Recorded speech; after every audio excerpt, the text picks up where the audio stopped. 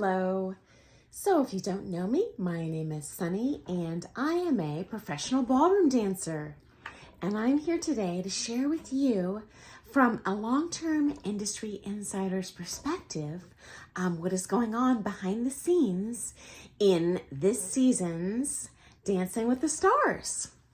So I posted a video yesterday highlighting the first 3 couples and their strengths and weaknesses and fake things.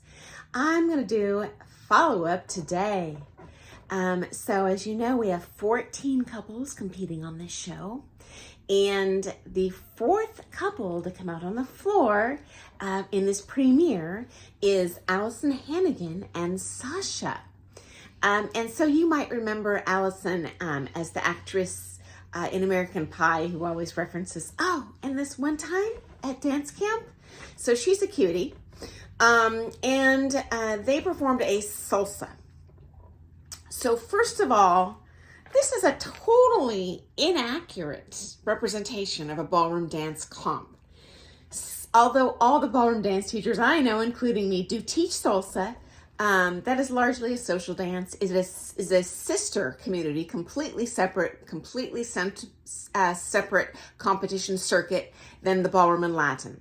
They might have some sort of participatory salsa category just so dancers can dance a little more. However, it is not a dance that you ever would see in legitimate Latin, standard, smooth, or rhythm competition. And those are the 4 categories of styles in the real ballroom dance world. So I wasn't super happy to see that. It's not accurate. At the same time, watching Allison dance, she's one of the least talented cast members this season of The Stars. And salsa is definitely she did the only salsa on this premiere. And it is the easiest style to learn and execute. So I'm sure that was a strategic move. They certainly want everyone to show their best. It makes for more compelling viewing when the dancer's fun to watch, okay? I do like that Sasha did a great job leading her through her lack of flexibility, lack of coordination, lack of musicality that she kind of maybe is a little weak on naturally, with a lot of, I'll say, highly led showy figures, like a pretzel. So you'll see lots of like multi-arm turns where pretty much all she needs to do is stand on the balls of her feet and he'll make her do her part. So very intelligent choreography on Sasha's part, okay? In the end, they placed 11th out of the 14 couples, okay? And frankly, in my opinion, they were overrated. They should not have placed that high. I feel Tyson should have placed ahead of them, but I wasn't there to do the marks. And as I've discussed in other videos, I'll put the link below. Some of these judges are completely incompetent and probably have not taken a ballroom dance lesson in their life. Okay. So she did have some of her family show up there, and this is real. This does happen on the show. The stars are allowed to invite their family, and the family are always given priority seating in the studio audience. So you will often see them in the tables seated around the base of the dance floor. I was at the live taping where Matthew Lawrence competed, and his brother, who's pretty famous, Joey Lawrence, came. He's the only family member I've seen there that actively, deliberately chose to not be in the front row and not be seen. He just placed himself smack dab in the middle of a sea of public audience members. So I thought that was interesting.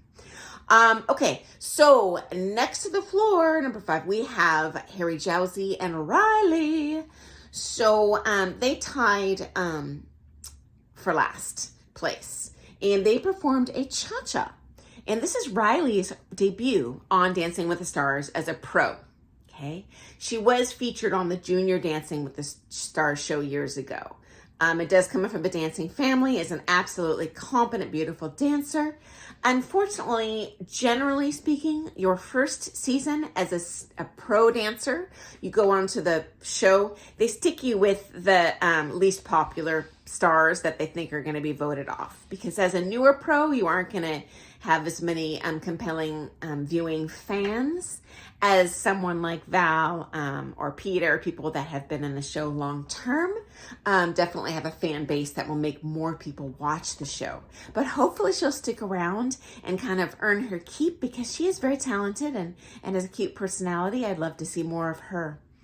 Now, she does reference in her meeting with Harry that, whoa, you're tall, that's going to put you at a competitive disadvantage.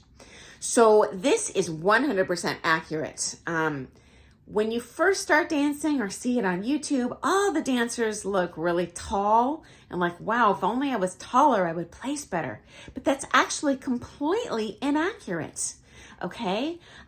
You have to be very coordinated. It is more difficult to be balanced and coordinated when you have a higher center of gravity. This is just the physics. Nothing you can do to overcome that other than you have to work harder than everyone else. On the upside, if you do master that technique, you can have better flight in the ballroom dances, but usually tall dancers are at a disadvantage. And it's really all styles, frankly. It's kind of like gymnastics a little bit. Where, for example, I performed with the Oregon Ballet Theater. It's our kind of Portland's professional ballet troupe, so to speak, and they invited me as a guest performer in one of their numbers. And backstage, I was stunned by, I'm barely 5'6", not even quite. And I towered over these little people backstage. The men were somewhat normal height, but the ladies, I looked like a Sasquatch next to them, and I'm not that tall. So there's something to be said for having a lower center of gravity. Certainly in creating maximum body lines, that's part of what looks beautiful when you see dancing. So I can either have kind of broken lines or a nice extended line. That's going to be more pleasing to look at. So those shorter dancers do have an easier go of it, because a short dancer has the same amount of time in the music to hit point A to B. A tall dancer with twice those length arms at E to B, they can't even get there by the time the beat's done. So that was accurate. Honestly, guys, this is driving me nuts. Bruno reminds me of a cracked out Richard Simmons. As I mentioned in my last video, his comments are usually meaningless chatter and bluster. That has zero commentary on legitimate what things they would judge on in the real ballroom dance world. He's not a certified ballroom judge.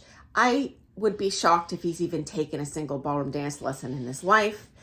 He's just there to scream and make a fool of himself and make people want to watch his crazy comments and his crazy outfits he wears. You would never see that on a real judging comp at a competition. The judges are actually very professional. They'll have suits and ties. The female judges will wear full-on ball gowns for the evening sessions, so it's a lot more glamorous than they make it out to be on this show. It looks a little, for lack of a politically correct term, a little trashy to me. I'm not a fan. So anyway, overall, the marks for this next set of people I mentioned, I do feel they're pretty fair based on what I saw. Although, as I mentioned in my critique of Barry yesterday and his dancing, it would be more fair and more like a real ballroom dance competition if they weighted and had separate categories based on level of experience and age. In real ballroom comps, you have apples and apples. You don't have a 20-year-old with 15 years dance training competing against a 71-year-old like Barry with zero dance experience. So that is not only unfair, it is not realistic in what happens in the real competition world. And certainly if you want to compete, don't let this show intimidate you. No one comes out on the floor in their first comp looking like this. As a matter of fact, if you wait to compete until you feel your dancing's ready, you will never compete. So throw it down. You'll be on the floor with other newcomers and show fabulously. And you won't have some crazy Bruno giving you nonsense criticisms and screaming at you. So anyway, I hope that was interesting. I'm going to be back with more critiques of each of the participants for this season and how they performed on the season premiere. Because I don't want to miss any of them. I know you all have favorites. If you liked that feedback, please give me a thumbs up and subscribe. Feel free to ask questions. And finally, I would love to hear your opinions, whether you're a dancer or not. Who are you rooting for? I'd love to hear, and why, and who do you detest and why, because I've shared that in previous videos too. So I will see you tomorrow. Thanks for joining me. I hope that was fun. Bye guys.